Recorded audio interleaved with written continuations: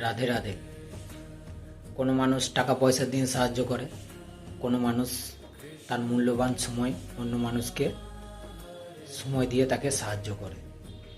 তো এই যে সময় দিয়ে যে সাহায্য করে তার কথাটা বেশি মনে থাকে। হ্যাঁ, এক টাইম যখন আসে যে না, এই মানুষটা আমার পাশে ছিল। আর যে পয়সা দিয়ে সাহায্য করে সেই মানুষটাকে কখন মনে পড়ে? যখন তার পকেট ফাঁকা হয়ে যায় বা টাকা পয়সা থাকে না, তখনই তার মনে পড়ে।